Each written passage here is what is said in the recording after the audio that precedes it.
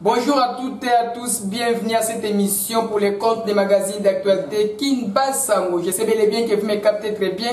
Partout vous êtes ici à Kinshasa, Congo-Brazzaville, Angola, Afrique du Sud, Europe, Amérique, Asie, Australie, partout vous me captez à travers notre chaîne YouTube Kinbasango Télévision.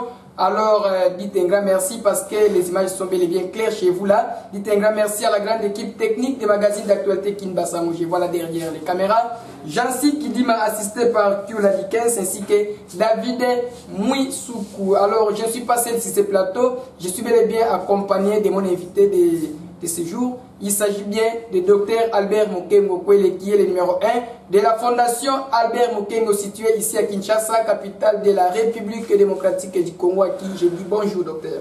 Bonjour, mon ami journaliste Eric. C'est une joie d'être encore une fois reçu dans ces studios pour parler de ce que vous avez tout à l'heure annoncé. Je croyais annoncer alors le sujet, mais je salue nos frères congolais qui sont ici en République démocratique du Congo, qui sont au Congo-Brazzaville, qui sont dans les pays dits étrangers. Je salue le monde entier parce que ce sujet peut-être va intéresser tout le monde. Merci beaucoup.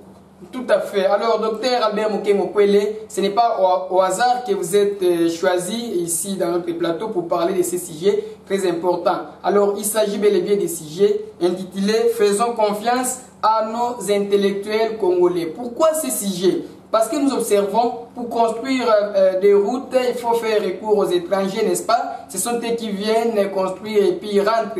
Pour construire des sauts de moutons, comme c'est le cas actuel, il faut faire recours aux étrangers. Ce sont eux qui arrivent ici en République démocratique du Congo pour travailler pour les peuples congolais. Donc là, nous sommes seulement des utilisateurs et non des travailleurs. Alors, pour faire quoi que ce soit, on fait toujours recours aux étrangers, ce sont eux qui viennent. Dans le cas de la médecine, pour être soigné, n'est-ce pas, quand on est malade ici en République démocratique du Congo, nous visons soit l'Afrique du Sud, l'Europe, l'Amérique et partout. Voilà ce que nous faisons, oubliant que les médecins sont ici en République démocratique du Congo, précisément ici à Kinshasa. On a beaucoup d'hôpitaux, on a beaucoup de centres de santé, on a tout ici, mais on ne fait pas confiance surtout à nos intellectuels congolais. Docteur, dans le domaine de la santé, comment vous recevez cela? Qu'est-ce que vous sentez quand vous voyez peut-être que les malades quittent ici à Kinshasa, où vous êtes précisément, où la fondation Albert Mokengo est installée pour prendre soin ailleurs? Comment vous sentez cela? En tout cas, mon frère Eric, c'est un sujet très important, comme vous l'avez annoncé, que nous devons faire confiance à nos intellectuels congolais. Nous devons faire confiance à nos intellectuels africains. Et je dirais, pour commencer, par une anecdote, je dirais même un adage qui dit « à beau mâtir qui vient de loin ». Tout à fait. C'est un peu compliqué parce que nos frères congolais n'ont pas assez confiance en eux-mêmes. Le manque de confiance en soi fait que quelqu'un donne plus confiance à un étranger qu'à ses propres frères. Vous savez, nul n'est prophète ce soir. Mais je dirais que, particulièrement en ce qui concerne les intellectuels congolais, je peux dire qu'après 50 ans des indépendances de l'Afrique, la République démocratique du Congo a fait un saut de géant.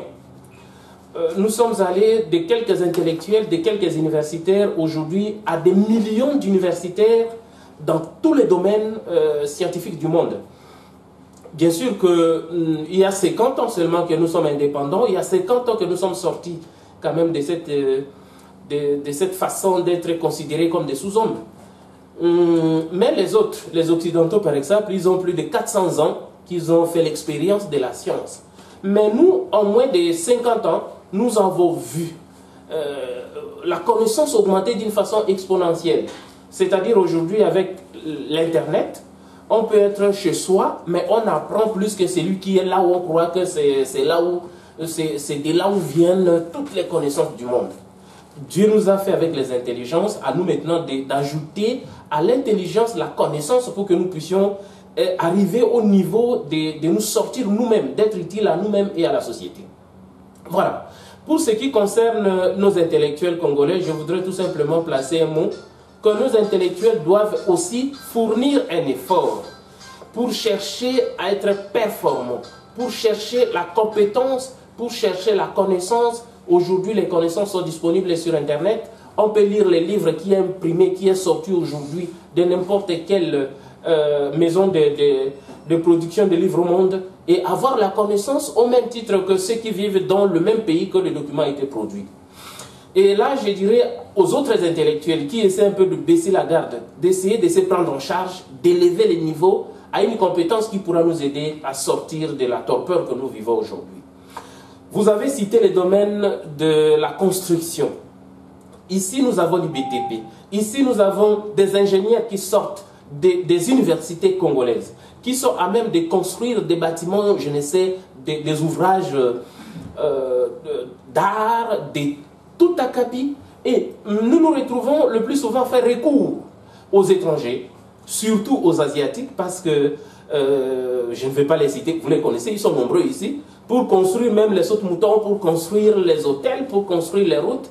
Ce sont les étrangers qui doivent venir faire cela. Et nos enfants sortis de nos universités ici doivent les accompagner comme s'ils étaient des sous-hommes. J'ai dit non. Nous devons donner la valeur à nos intellectuels congolais. Nous devons consommer congolais. Ce n'est pas seulement la nourriture, même la connaissance, même l'intellect. Nous devons utiliser nos propres enfants pour les valoriser.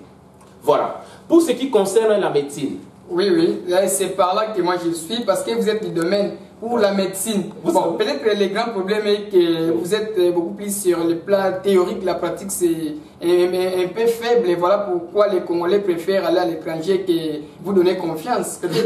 Un ancien président de ce pays disait que nous sommes en retard par rapport au développement technologique. Mais nous ne sommes pas sous-développés comme le croient. C'est-à-dire quoi? Il voulait tout simplement faire comprendre que le développement, c'est le changement de mentalité. Moi, je ne crois pas que nos mentalités sont vraiment en retard. Moi, je crois plutôt qu'il y a un problème de la confiance en soi. Lorsqu'on ne se connaît pas, on se croit souvent inférieur à l'autre. On croit que c'est l'autre qui connaît plus que soi. Mais lorsqu'on se découvre, lorsqu'on se connaît maintenant, on comprend que non, moi, je ne suis pas aussi moindre que ça. Donc, il s'agit vraiment ici d'un problème de manque de confiance en soi. Au point que nous considérons tout ce qui est blanc comme c'est plus intelligent et tout ce qui est noir comme moins intelligent. J'ai dit non, mon cerveau est blanc. Vous savez pourquoi? Pourquoi? Oui, mon cerveau est blanc parce que je réfléchis au niveau le plus élevé de toutes les races humaines. Vous comprenez? Donc, je n'ai pas à me considérer comme si j'étais un sous-homme. Je ne suis pas un sous-homme. Attendez, docteur, là, je vous arrête un peu. La question maintenant, c'est de savoir. Donc, c'est-à-dire, la médecine congolaise est très élevée, alors le problème, c'est au niveau des comportements des Congolais, ce que vous voulez dire, ou c'est comment? Vous savez, les Américains aujourd'hui, pour ne pas les citer, sont au top de la production intellectuelle au monde. Moi, je vous dirais pourquoi ça. Ce sont les Noirs africains qui ont été déportés aux États-Unis, qui ont fait déclencher cette intelligence que nous sommes en train de vivre aujourd'hui aux États-Unis. Le meilleur chirurgien au monde, ce sont les Américains noirs. Vous voyez? Et d'ailleurs, il y a un qui était un neuropsychiatre, le meilleur au monde.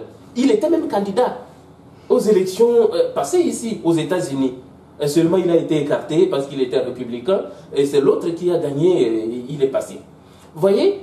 Le meilleur athlète, les athlètes au monde, ce sont les Américains.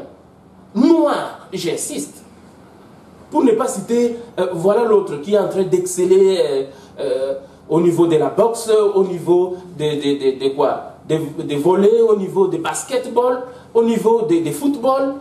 Toutes ces intelligences, ce sont des Noirs. Vous voyez? Mais d'ailleurs, les meilleurs musiciens au monde, ce sont des Noirs. Et même les meilleurs scientifiques au monde. Beaucoup de découvertes ont été réalisées aux États-Unis par des Noirs, mais parce qu'ils n'avaient pas la possibilité d'acheter des certificats d'invention ou d'innovation, ils ont été relégués au second plan par ceux qui avaient l'argent, qui ont acheté les certificats, qui ont payé pour avoir ces certificats. Moi, je dis non, nous ne sommes pas des sous-hommes. Nous devons nous mettre à la hauteur de nos compétences et essayer de réaliser le meilleur de nous-mêmes. Alors, ce que je voudrais dire par rapport à la médecine, par rapport aux autres domaines, c'est que, pour ce qui concerne la médecine, nos frères, nos compatriotes quittent la RDC pour aller se faire soigner, comme vous avez cité, en Afrique du Sud, en Inde, aux États-Unis, en Europe. Pendant que vous êtes là. Bien sûr, mais écoutez, le comble c'est quoi? Lorsqu'ils arrivent là-bas, ils trouvent les médecins congolais qui sont en train de travailler là-bas, qui les prennent en charge.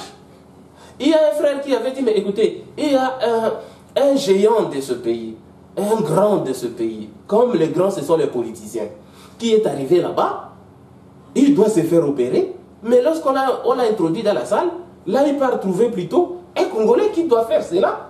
Il lui reconnaît, parce qu'il a parlé en lingala. Il dit, mais écoutez, tu parles le même patois que moi? Il dit, mais quoi?